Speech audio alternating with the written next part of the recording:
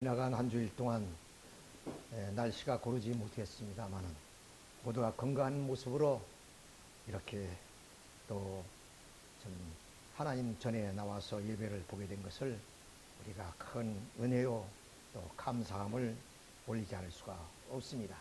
우리가 지나간 한 주일의 삶을 우리가 하나님께 고백하고 보고드리면서 또 하나님의 큰 은혜를 입고 또 한 주일을 우리가 또 삶의 현장 속에서 열심히 살아가야 되겠다 하는 뜻에서 또 오늘 역사의 전환기의 삶이라는 그러한 제목으로 우리 함께 은혜를 나누도록 하겠습니다.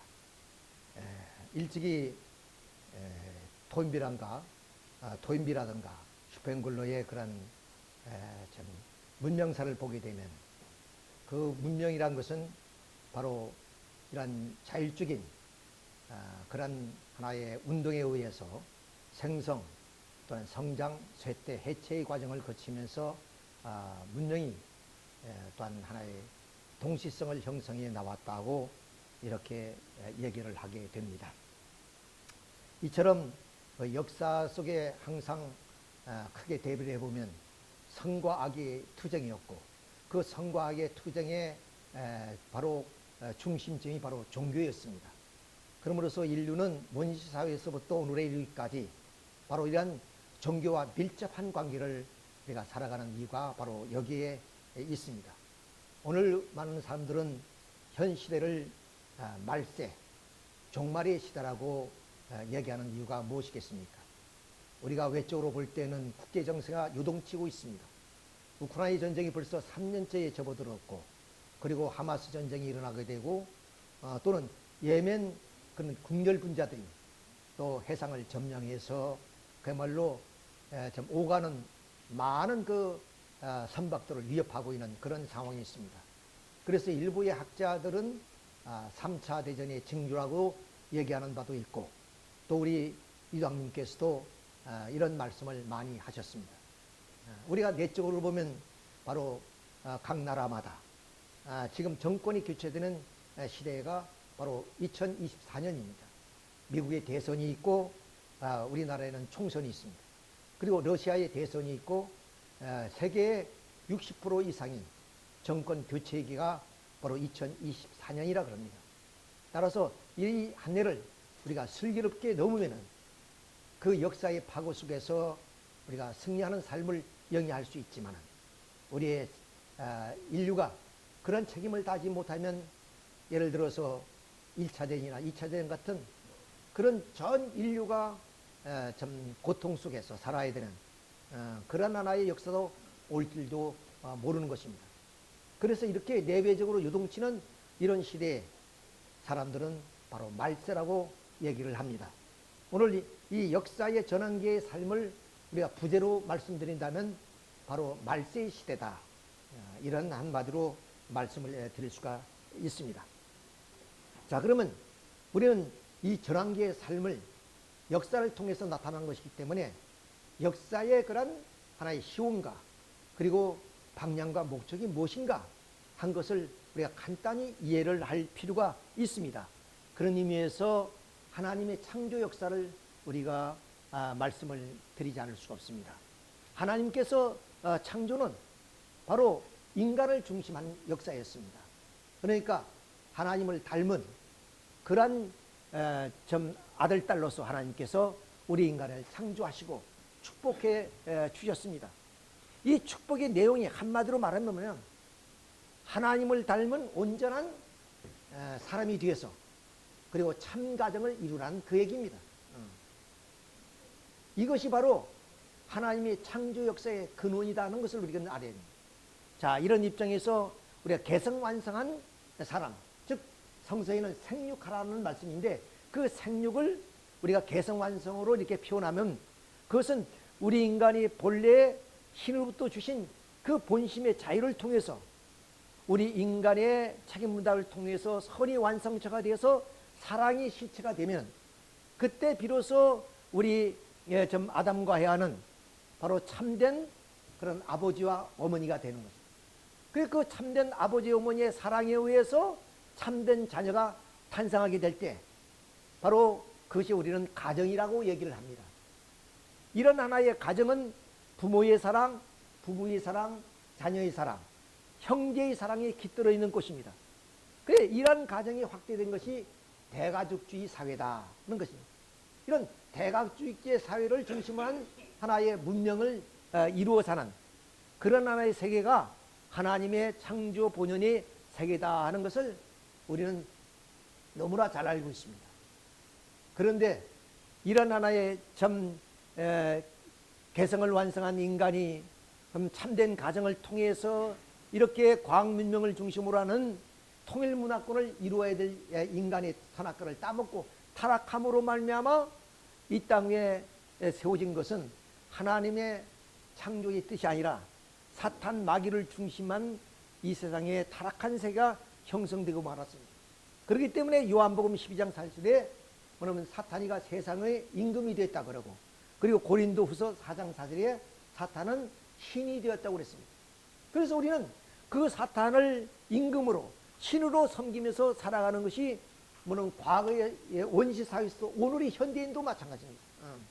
이런 삶을 살아왔던 우리 인간을 하나님은 우리가 사랑의 하나님, 또 은혜의 하나님이라 그럽니다. 그래서 이 타락한 인간을 하나님은 구원하십니다. 자, 이것이 바로 종교의 역사입니다. 또 종교의 하나의 어떤 목표이기도 합니다. 그런데 구원은 바로 복귀를 의미합니다. 왜냐하면 병든 사람을 고치는 것은 병들기 전의 입장으로 복귀하는 것입니다. 물에 빠진 사람을 구원한다는 것은 물에 빠지기 전의 입장으로 복귀시킨다는 뜻이에요. 그러니까 타락한 인간을 구원한다는 것은 창조 본연의 인간으로 복귀시킨다는 뜻이에요. 오늘 이것을 그럼 종교인도 그리고 어떠한 지식인들도 알지 못했다는 거예요. 그러니까 종교라는 단순히 믿음으로 위안을 받고 또는 우리가 좀 죄로부터 해방을 받는다 이렇게 생각했는데, 그 해방받는 것이 뭐냐? 그것이 본래의 창조 본연의 그런 세계, 하나님이 우리 인간을 창조하시고 축복해 준 그 세계를 이루는 것이 바로 구원이요, 그리고 종교의 사명이었다는 얘기예요. 자, 그러므로 인해서 구원은 곧 복귀이기 때문에 결국 우리 인간은 이렇게 좀 하나님의 그런 은총에 의해서 구원을 받음으로 말미암아 창조 본연의 인간으로서의 복귀가 되어서 본래 우리가 이루어야 될 참된 인간, 참된 가정, 그리고 참된 하나의 세계와 국가를 이루는 것, 이것이 우리의 이상이자 종교의 목표이고 모든 인류가 추구해 나왔던 하나의 이상이었다는 사실입니다. 매우 간단하지만 그러나 하나님의 이런 섭리는 바로 인간을 중심해서 모든 것을 역사해 나오셨다 하는 것을 우리가 여기서 확인해 볼 수가 있는 것입니다. 자, 그러면 이러한 세계를 이룩하기 위해서는 어떠냐? 필연적으로 말세라는 하나의 역사적인 현상이 나타나게 된다 그 말입니다. 그걸 다른 말로 보면 종말이란 말이죠. 자, 그러면 인류 역사는 복귀 섭리 역사이니까 반드시 이런 창조 본연의 세계로 돌아가기 위해서는 어떠냐? 지금까지 선과 악이 끊임없이 대립과 충돌을 해왔어요. 상충해 왔다는 거예요. 자, 이런 것을 종식시키고 아까 말씀드렸지, 인류 역사는 복귀 섭리 역사니까 하나님의 구원 섭리에 의해서 바로 이런 대립과 상충의 역사가 종결되고 이 땅 위에 평화의 세계를 이룩하기 위해서는 반드시 이런 대립과 상충의 역사가 뭐냐면 종결지어야 된다. 그러니까 다시 말씀은 사탄을 중심한 이 죄악의 세계가 뭐냐면 끝나고 그 다음 새로운 창조본의 세계로 돌아가는 전환점이 있어야 된다. 전환점이 있어야 된다. 이런 하나의 전환점을 가리켜서 우리는 원리에서 말세라고 합니다. 말세. 그러니까 그 말은 뭐냐? 바로 세상이 이제 끝이 왔다는 말은 이런 죄악의 세상이 끝이 왔다 그 말입니다. 그러면 끝이 왔다는 것은 뭐냐? 말세라는 건 뭐냐? 또한 그것은 시작을 의미하기도 합니다. 우리가 학교에서 초등학교 6년을 다니면 졸업한다 그랬습니다. 그러면 그 졸업은 뭡니까? 다시 중등교육을 받기 위해서 출발하는 점이 되는 것이에요. 그러니까 이 말세라는 것은 끝을 의미하기도 하지만 새로운 시대의 전환점을 의미하는 것이다 하는 대단히 중요한 의미를 가지고 있습니다. 그러니까 많은 사람들은 그런 뜻을 모르기 때문에 말세라 그러면 뭐냐면 좀 하늘에 천변지가 일어나서 인류의 삶이 다 끝나겠구나, 이렇게 우리는 생각하는 경우도 많이 있습니다. 자, 그렇지만은 근본의 말세의 뜻은 바로 이 죄악의 세상이 끝나고 새로운 창조본이 이 세계로 실현되는 하나의 시작점을 의미하기도 한다 하는 것을 우리가 알아야 됐습니다. 자, 그러면 그 말세의 뜻을 우리가 잘 이해를 하기 위해서 한번 다음과 같은 것을 봅시다. 오늘날 기독교를 중심해서 모든 종교에서는 말세는 어때야?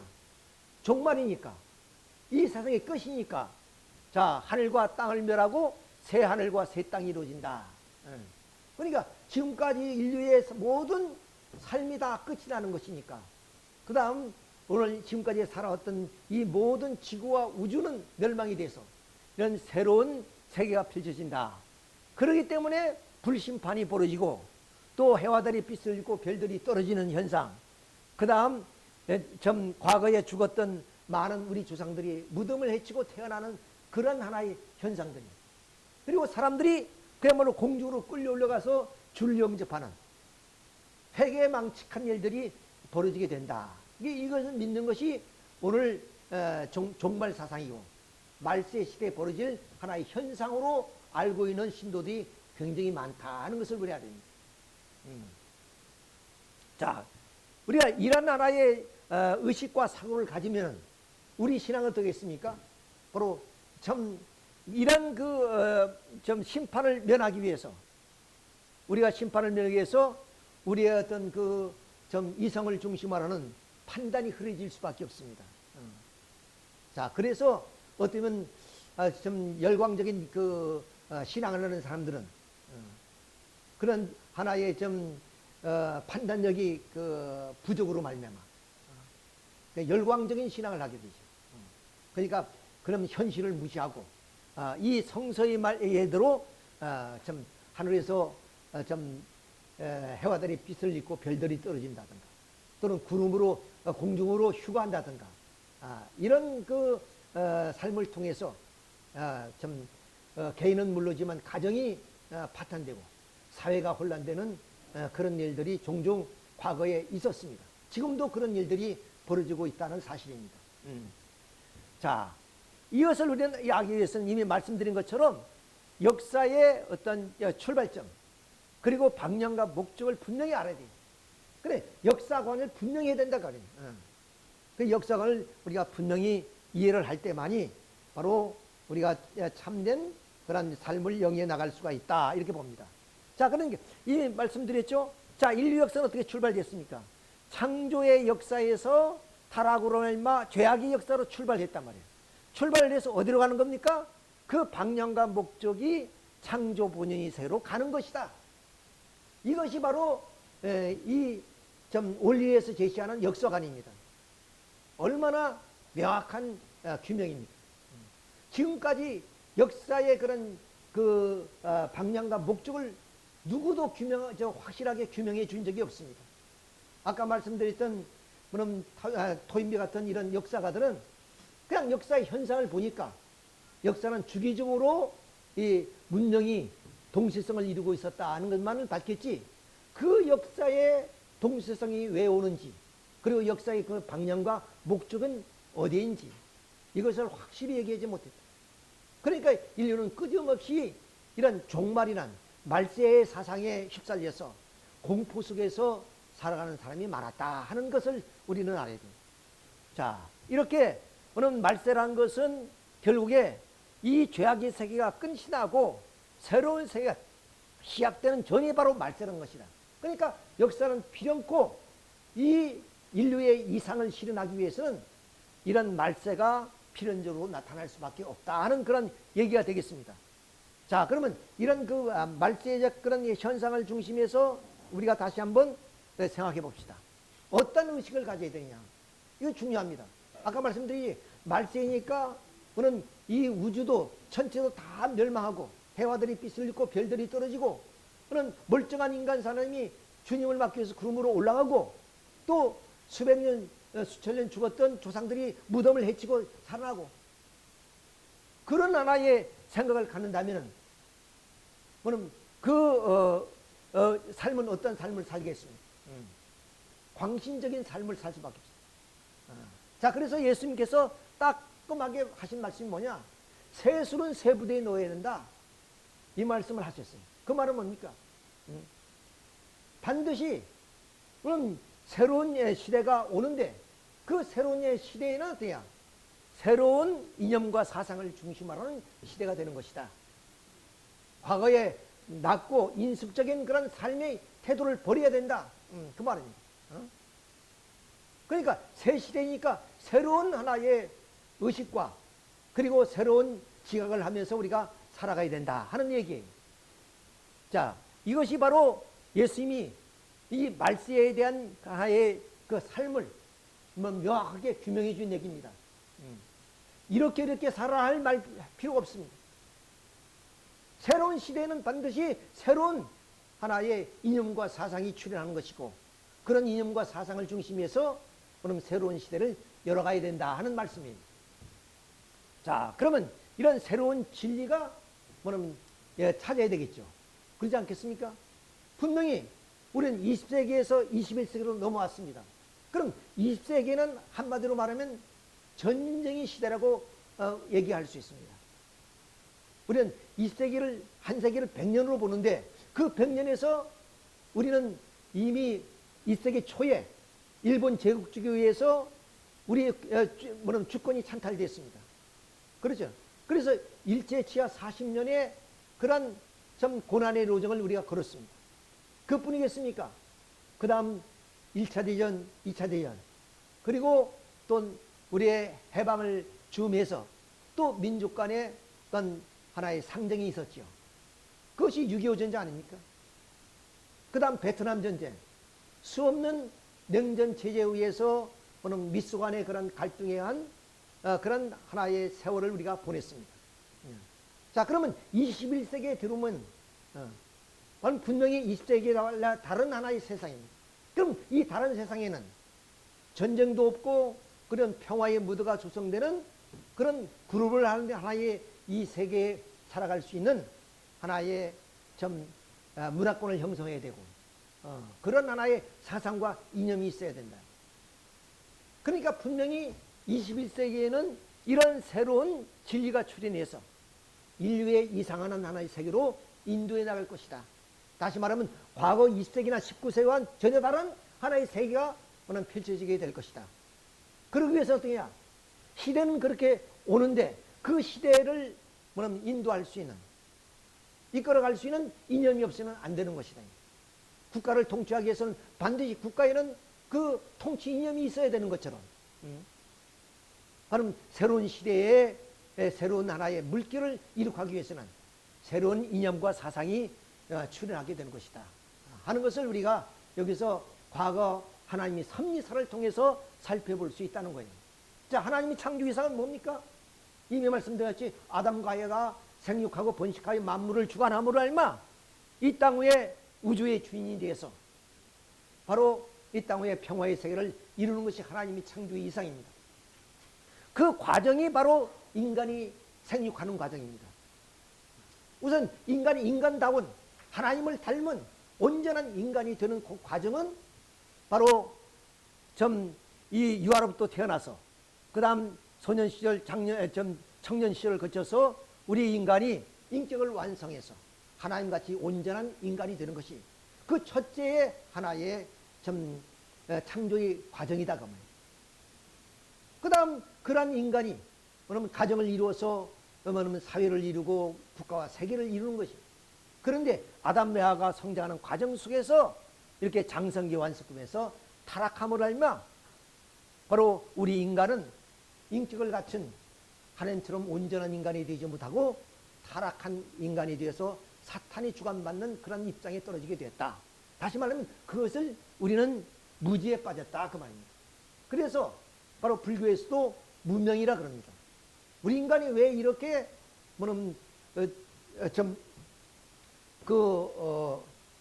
우리 사회 속에서 이렇게 투쟁하고 상정하면서 살아가느냐? 인간이 문명 때문에 그렇다. 문명이 바로 무지를 말합니다. 그럼 그 무지는 심령과 진홍의 무지인데, 그래서 인류는 원시 사회에서부터 우리가 살아갈 수밖에 없어요. 왜? 무지하기 때문에. 과학이 없는 사회다. 자, 그래서 하나님께서는 우리 타락한 인간을 구원하기 위해서 이렇게 신령과 진리로서 우리 인간의 무지를 깨우치는 역사입니다. 그래서 우리는 옛날에 공부할 때냐, 왜 공부를 하느냐? 목적 의식을 우리는 달달 외웠습니다. 그건 뭐냐? 진리를 탐구하기 위해서, 이렇게 얘기를 합니다. 아주 멋있는 말이죠. 지금은 왜 공부하느냐? 좋은 직장을 갖기 위해서. 그러니까 우리 인간은 그 진리를 통해서 무지를 깨우치기 위한 하나의 진리였다고 말입니다. 근데 그런 시대와 장소에 따라서 진리를 하나님이 주시는 범위와 정도와 방법은 각각 달랐다고 말입니다. 왜? 인간은 똑같은 그런 사람이 아니다. 그러면 지능이 차이가 있다는 거예요. 그렇죠? 그리고 세대 차이가 있고, 그리고 지역마다의 문명권이 다르단 말이에요. 그러니까 이러한 하나의 차이 때문에 하나님이 우리 인간을 무지에서 어느 질을 극복하는 과정은 그 진리를 주는 범위와 정도와 방법을 달리할 수밖에 없었다. 자, 그 예를 하나 들어보겠습니다. 자, 인류 역사는 원시사회에 또 역사가 쭉 출발되어서 지금까지 왔지요. 예. 그런데 역사가 흐르면 흐를수록 어떻습니까? 우리 인간의 심령과 지능선이 높아지고 있다는 것을 알 수 있습니다. 그러니까 이 시대는 원시사회였어요. 원시사회. 글도 없고 문자도 없고 문명도 없는 그런 사회 속에서 오늘은 어떻게 합니까? 그야말로 초과학 시대를 통해서 문명사회를 이루고 살게. 그 이유가 무엇이냐? 역사는 이렇게 흘러왔지만은 그 역사 속에서 인간의 지능이 발전해 왔다 하는 것을 보여주는 거예요. 자, 그러면 이러한 하나의 그 심령과 지능이 역사와 더불어서 발전해오는 과정을 하나님이 섭리사를 통해서 보면, 노아 때 어떻게 보면 바로 하나님이 방주를 통해서 우리 인간을 깨우치고, 그리고 하나님이 섭리를 걸어올 수 있도록 해주셨다고 말이에요. 자, 이렇게 해서 그 방주를 통해서 이 죄악의 세계를 다 진멸해버리고 온전히 하나님을 잘 믿는 노아 가정을 통해서 좀 아담처럼 새로운 인류가 탄생되어서 바로 하나님을 중심한 그런 이상세계를 이루려 했단 말이에요. 그런데 노아 가정의 함이 타락함으로 말미암아 하나님의 섭리는 다시 400년이 지나서 아브라함 시대로 옵니다. 이 아브라함이 어떻게 해요? 이때는 방주가 아니고 삼재물을 드렸어요. 삼재물. 비둘기 양 암소를 쪼개서 드렸다고 말이에요. 그러니까 그것이 잘못되어서 결국에 아브라함은 100세에 난 자기 아들 이삭을 바치는 일까지 생기됩니다. 다시 말씀드려서 물론 이 물질을 통해서 물론 제사를 지내는 그 하나의 행위에서 잘못됨으로 인해서 자식까지 바치는 그런 하나의 제사를 했답니다. 자, 그러면 이 시대는 어떤 시대입니까? 노아 시대에 이어서 아브라함 시대는 400년의 역사가 하는데, 뭐냐면 그 시대가 되어 있어요. 엄청난 그런 발전과 변화의 시대다. 전환기였단 말이에요. 전환기. 즉 노아 시대를 중심에서 온 하나의 역사가 아브라함을 중심에서 새로운 역사를 전환하는 전환 시대입니다. 그걸 하는 우리가 보겠습니다. 자, 이 아브라함은 어디 사람이냐면 그 우르와 갈대 사람입니다. 그러니까 과거에 이제 문명사로 보면 메소포타미아 문명 시대, 그 지역에서 이 우르란 곳에서 살던 분이었어요. 그런데 그 역사를 보게 되면 이 우르 지역은 어떠냐? 농경을, 그러니까 뭐냐면 고대 사회, 아주 고대 사회인데 그 고대 사회에서 농경 사회였다 그래요. 그러니까 지금도 그런 그 유적을 살펴보게 되면 좀 보리 씨앗 같은 것이 나오고 이렇다는 것은 그런 농경 사회였다는 거예요. 다 다른 시대는 수렵이나 채취 이런 하나의 삶을 살았는데 이때는 그런 문명이 이곳에 있었다. 그래서 여기에서 뭐냐면 4대 문명이 발전한 거 아니에요? 여기에서 살던 이 아브라함이 아버지와 함께 어디냐? 하란 땅으로 이주를 합니다. 근데 하란 땅에서 아브라함이 75세에 아버지가 돌아가십니다. 그래서 하나님이 아브라함에게 나타나서 아브라함아 너는 너희 좀 친척 애비 집을 떠나서 내가 지시하는 곳으로 가라. 그래서 그 아브라함은 하나님의 부름을 받고 어디냐?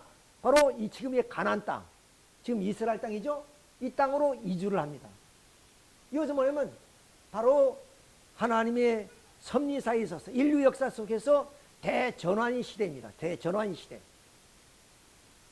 그러니까 다시 말씀하면 우리의 문명사적인 입장에서 보면은 메소포타미아 문명의 시대에 이 좀 풍요로운 그런 문명권에서 아브라함은 살고 있었어요. 근데 그 문명권을 넘어서서 이제는 이 가나안 땅을 중심으로 해서 지중을 중심한 문명이 여기서 형성됩니다. 그건 이제 뭐 역사의 내용이기 때문에 오늘 이 말씀을 드릴 수는 없지만은, 그러니까 인류 역사를 보면은 이렇게 4대강 문명을 중심한 하나의 문명이 발전해서 그 다음 히브리 민족을 중심한 히브리 문명권, 그리고 헬라인을 중심한 헬라 문명권, 이 두 문명이 축을되어서 인류 역사를 이끌어옵니다. 그러니까 아브라함이 벌써 이주했다는 것은 물론 개인이지만은 바로 이 문명이 이동하고 있다는 것을 말합니다.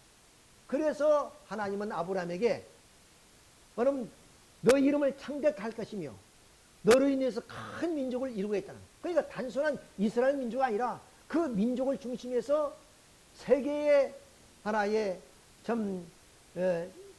단일 세계, 그런 이 전체의 하나의 인류를 형성하겠다, 그런 뜻이에요. 그러면서 너를 축복하는 자 축복할 것이요 너를 핍박하는 자 핍박하겠다 그랬습니다.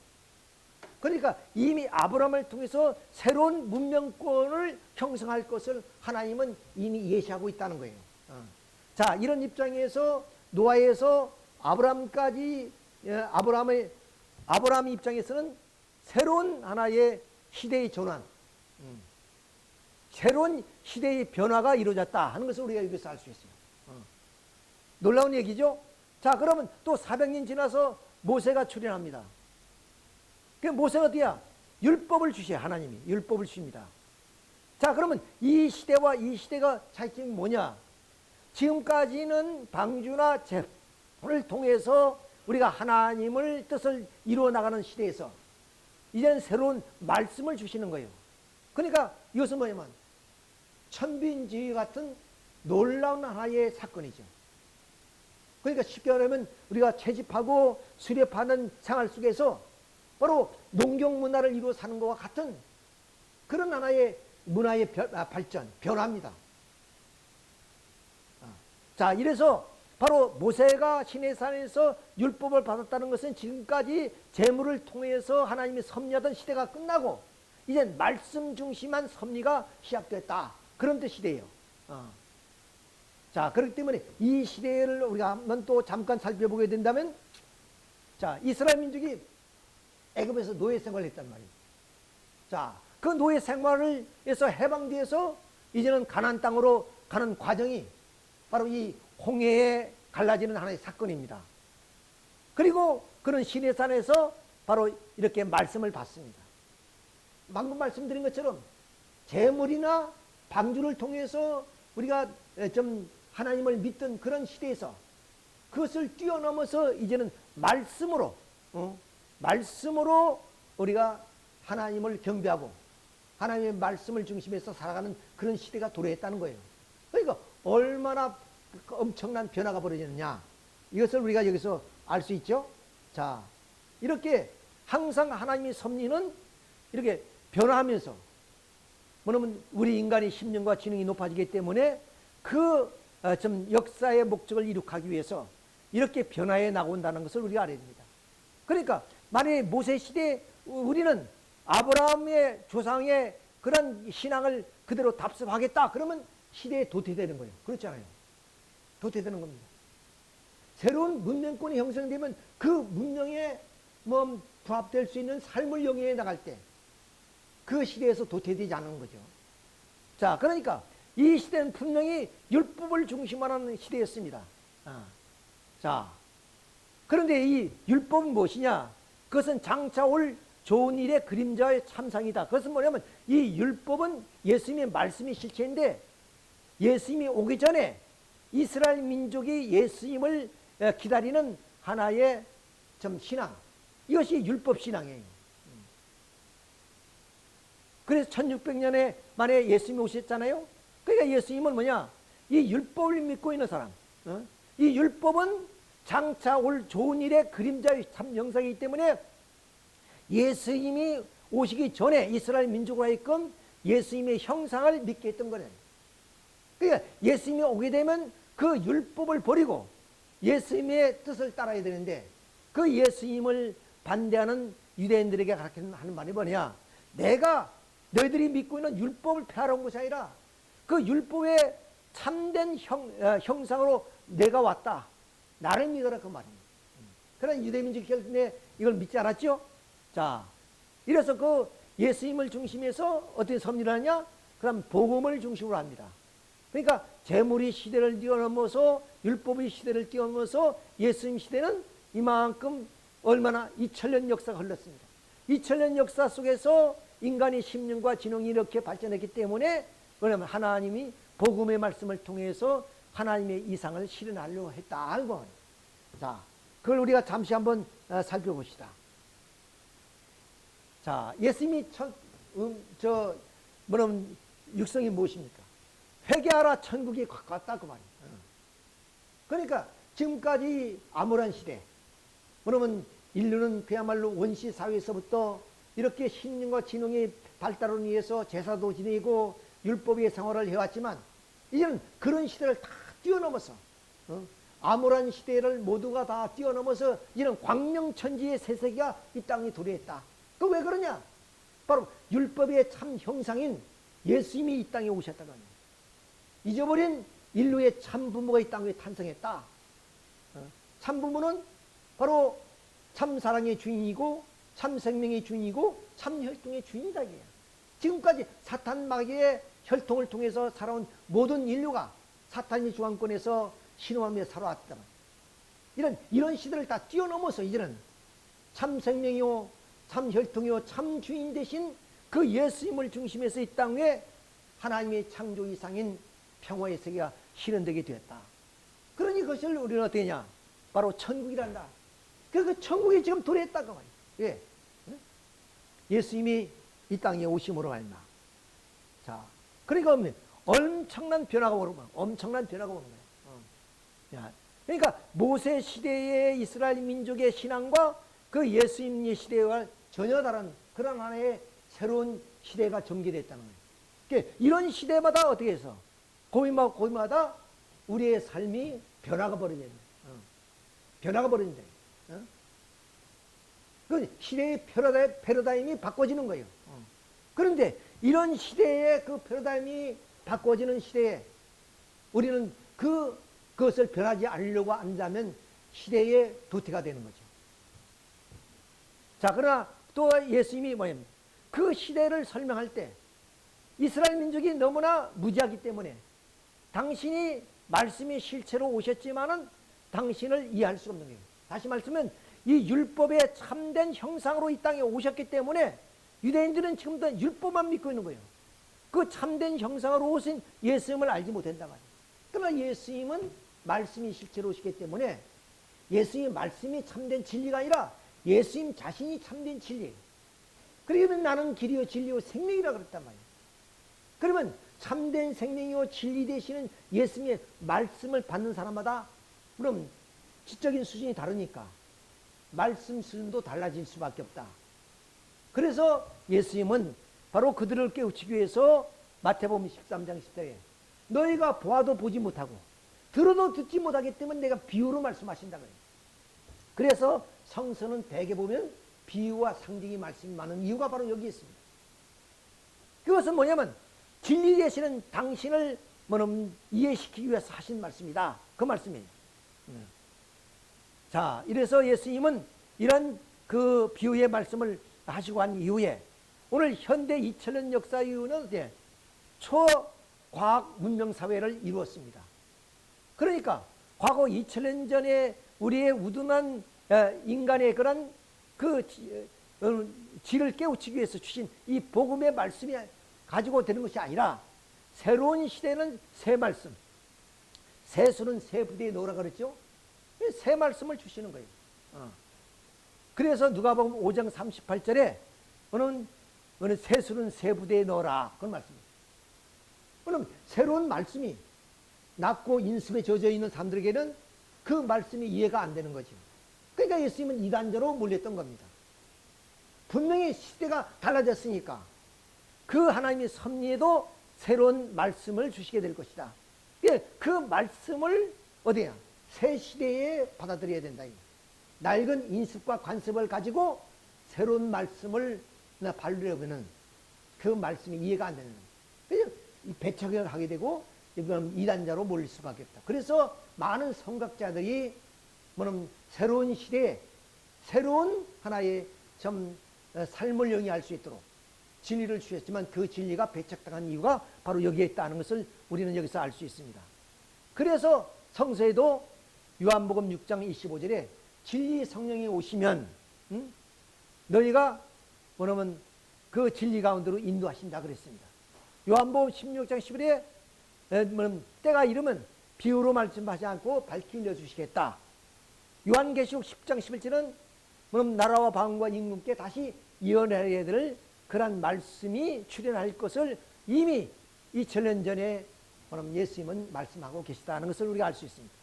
이것을 우리가 좀 더 이해하기 위해서는 바로 율법 시대에는 이 진리를 밝히는 말씀이 촛불이라면 바로 예수님 시대에는 등불과 같고 또 이 현대에는 햇빛과 같다. 그러니까 이 촛불이나 등불이나 모든 것은 시대적 깨우치기 위한 그런 빛이었지만은 시대가 지면은 그 사명이 끝나기 때문에 등불이 되고 그 등불은 다시 시대가 지나면 햇빛으로 말씀이 그렇게 이렇게 차원 다르게 나타나게 되는 것이다 하는 얘기입니다. 이 말은 뭐냐? 과거의 인습에 젖어서 매몰되지 말라 그 말입니다. 새수는 새 부대에 넣으니까 새로운 시대니까 새로운 하나의 말씀을 찾아야 된다 하는 것을 이렇게 우리에게 교시해 주고 있다 하는 것을 우리가 여기서 알 수 있습니다. 자, 그래서 이제 2000년이 지나서 지금과 비유와 상징으로 말씀했던 이 복음의 말씀을 완전히 밝혀줄 수 있는 그런 인류의 참부모로 메시아 구세주로 오시는 분을 우리는 참부모이십니다. 그러니까 참부모는 뭘 밝히겠어요? 인류가 찾고 찾아 헤매했던 그런 진리 말씀. 그 첫째가 뭐냐면 하나님이 계시느냐? 이 질문 아닙니까? 여기에 뭐냐면 나보다 더 잘나는 사람이 나와라. 이것이 챔피언이란 말이에요. 그 다음은 인간을 잘 아는 사람이 있다면 나와라. 그리고 영계를 가장 잘 아는 사람, 사탄을 잘 아는 사람, 예수님을 가장 잘 아는 사람, 성경을 가장 잘 아는 사람, 인류 역사를 가장 잘 아는 사람, 가정의 가치를 가장 잘 아는 사람 있으면 나와버려요. 있으면 나와버려요. 챔피언이라는 것은 뭐야? 최고를 말고 1등을 말하는 거 아니겠어요? 그러니까 그럼 참부모님은 어디는 당당하게 이 시대에 새로운 시대에 새 말씀이 바로 이것이다. 새수는 새 부대에 넣으라 했지 않느냐? 이걸 말씀하시는 거예요.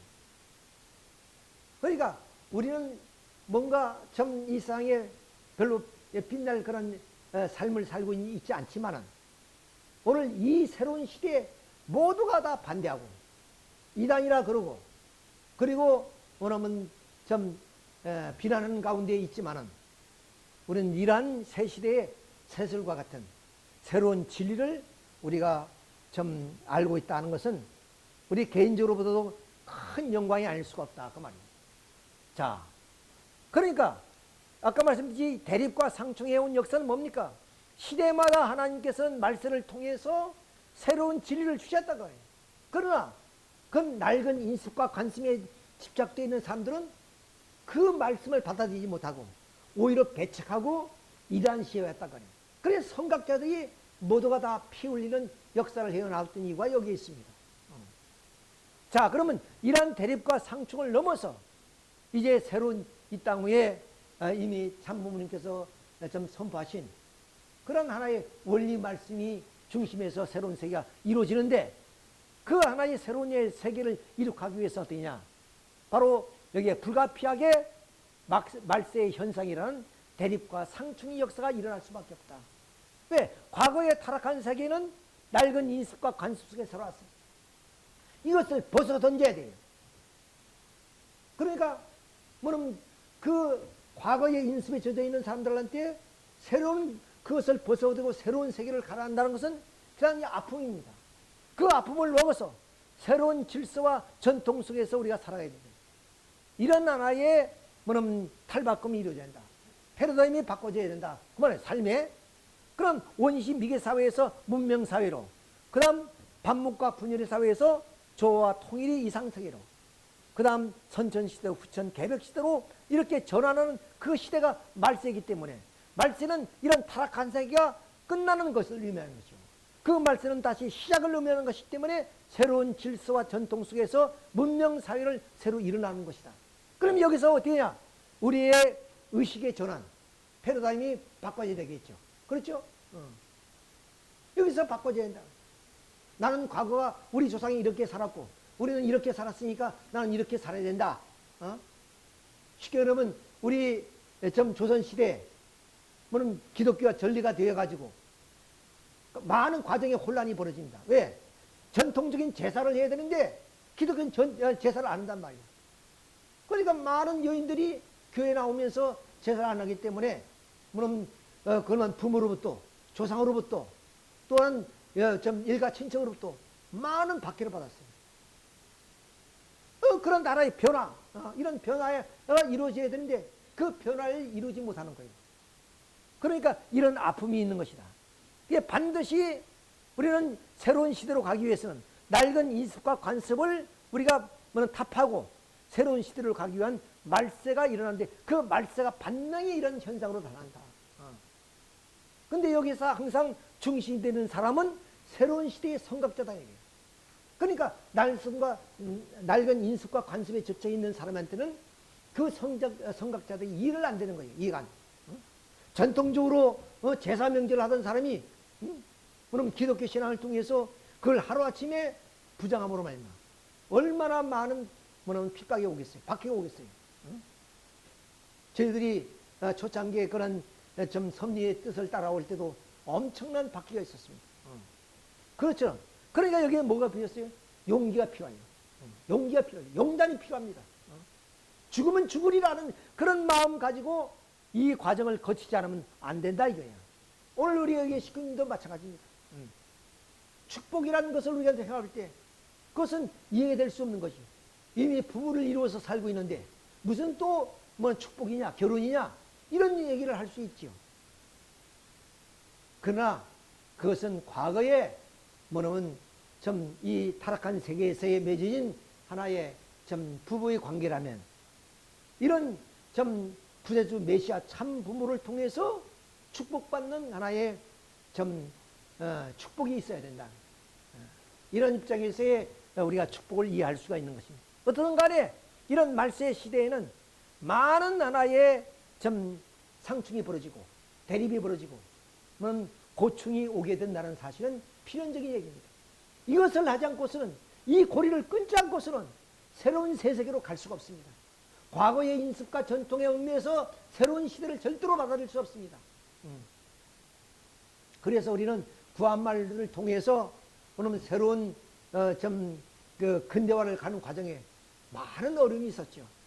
이런 것들이 바로 역사 속에 우리에게 보여주는 하나의 내용이다 하는 것을 우리가 여기서 알 수 있습니다.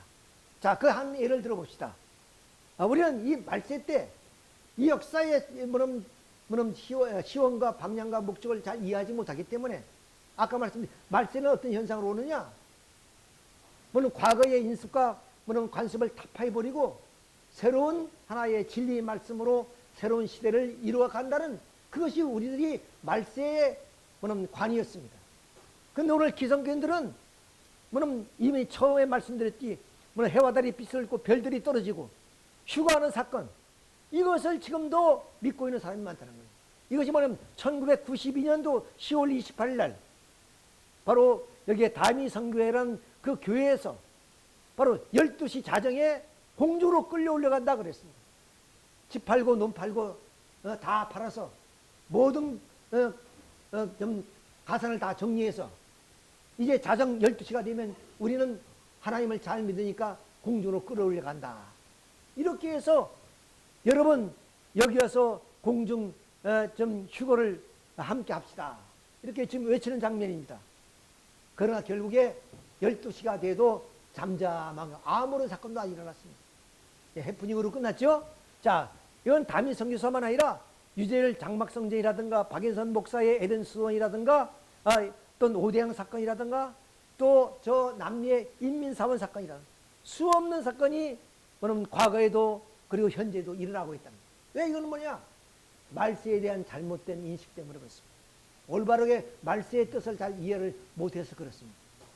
이런 의미에서 우리에게 일찍이 성서는 사도행전 2장 8절에 하나님 말씀하시기를 말세는 내가 내 영으로 모든 육체에게 부어지리니 너희 자녀들은 예언을 할 것이요 너희 젊은이들은 환상을 보고 너희 늙은이들은 꿈을 꾸리라.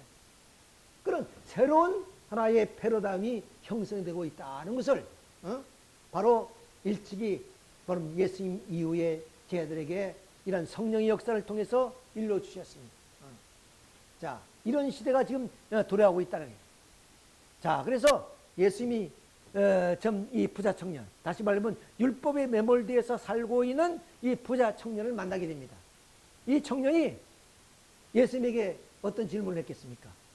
자, 선생님, 계명이 제일 큰 계명이 뭡니까? 이렇게 묻습니다. 어느 계명이 제일 큽니까? 했더니 예수께서 이르실 때 살인하지 말라, 간음하지 말라, 도둑질하지 말라, 거짓 증언하지 말라. 내 부모를 공경하라, 내 이웃을 내 자신같이 사랑하라 하신 것이라. 그 청년이 이르되 이 모든 것을 내가 지켰사옵니다. 이게 철저하게 이 청년은 율법주의적인 삶을 살았던 사람입니다.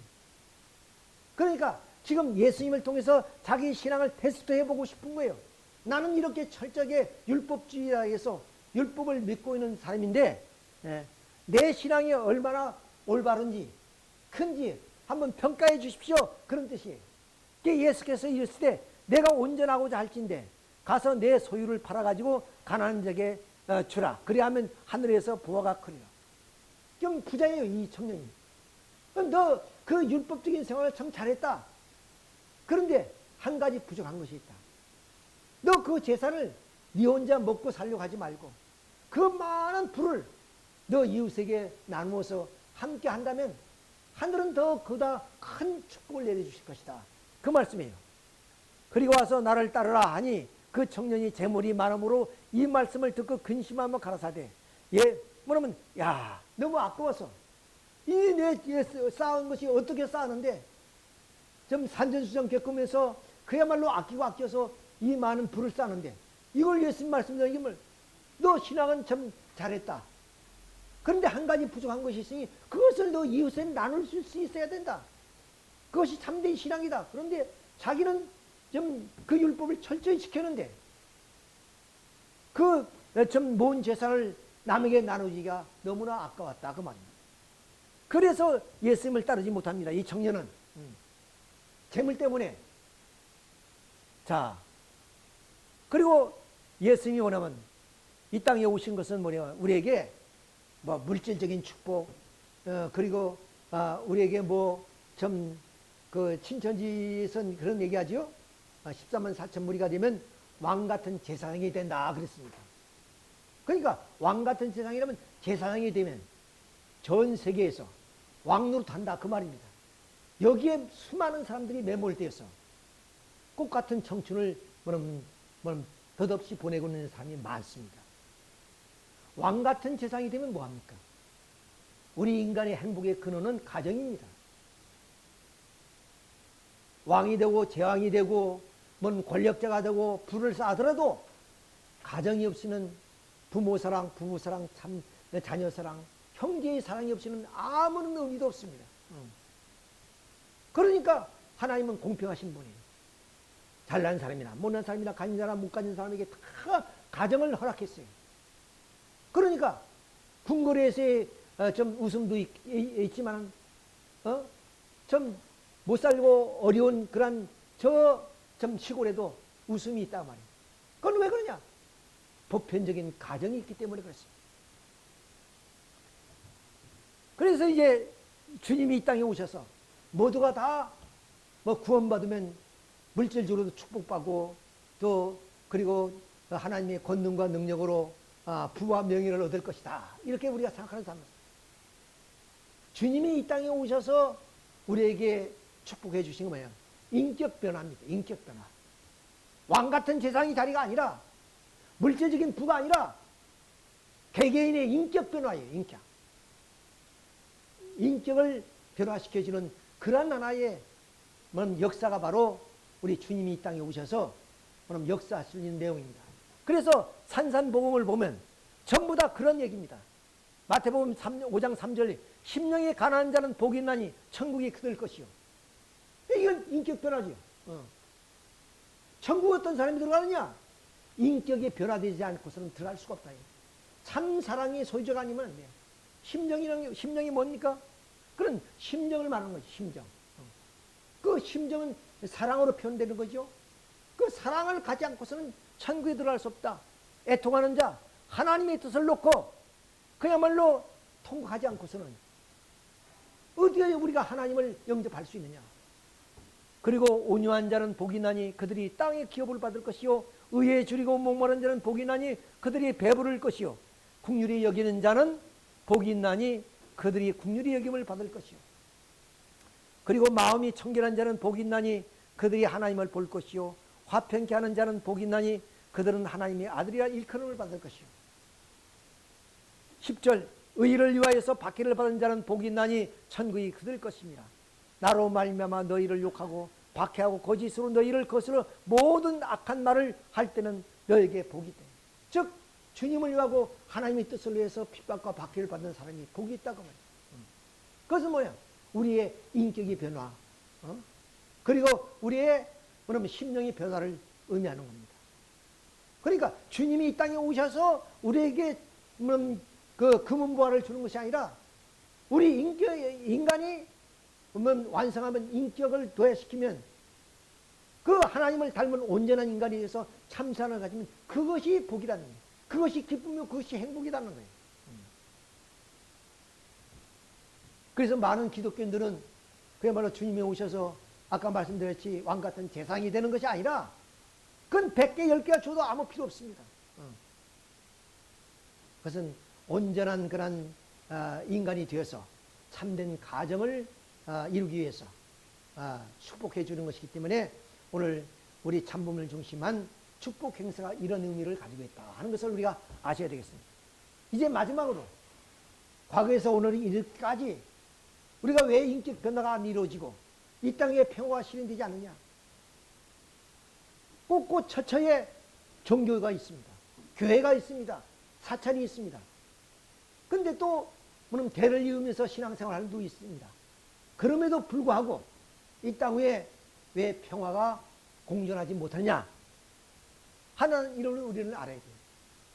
자, 무호동 중 고작호라는 말이 있어요. 이거 중국에서 쓰는 말인데 이 말은 호랑이 없는 굴에 여우가 왕노릇한다 그 말입니다. 호랑이가 없는 굴에 여우가 왕노릇한다 그래요. 자, 옛날에 호랑이를 왕으로 모시고 이렇게 여우 그리고 어떤 원숭이 이런 동물들이 그러면 왕의 질서에 의해서 호랑이의 질서에 의해서 뭐냐면 질서 있게 살았습니다. 그런데 어느 날 호랑이가 죽어버렸어요. 그렇게 해서 이제 누구를 왕으로 삼을 것이냐 의논을 했습니다. 동물들이. 그랬더니 결국 그 중지를 모은 것이 원숭이가 왕이 되면 좋겠다. 왜? 원숭이는 민첩하고 행동이 나무도 잘 타고 그리고 우리들은 전부 다 발로 기어다니는데 원숭이는 손이 있다는 거예요. 뭐든지 이렇게 열매도 따먹을 수 있고 그래서 우리는 원숭이를 왕으로 삼자 그랬습니다. 그래서 왕으로 삼았어요. 근데 이 말에 뭐 무호동중 고작호. 아니 좀 옛말에 호랑이 없는 굴에 뭐는 여우가 왕이 된다는데 아니 왜 삐쳤어요? 자기가 왕이 돼야 되는데. 자, 그래서 이 여우가 얼마나 교활한 존재예요. 그러니까 이 원숭이를 골탕 먹이기 위해서 하루는 좀 상감마마, 내가 좋은 음식을 이제 좀 있는 곳을 제가 발견했습니다. 어디야? 한번 놔주시죠. 그래서 갔더니 정말로 이게 좀 불고기감, 구수한 냄새가 나는 고기 덩어리가 딱 있어요. 근데 여기는 반드시 손을 집어넣어서 그걸 꺼내야 됩니다. 왜? 그럼 여우는 손이 없으니까 입을 댈 수는 없고, 그러니까 원숭이만 손이 있잖아요. 그 손을 넣을 때 어떻게 합니까? 주먹 쥐고 넣어요? 그냥 이렇게 손을 펴서 넣잖아요. 근데 딱 고기를 딱 잡아서 꺼내려니까 손이 안 나와요.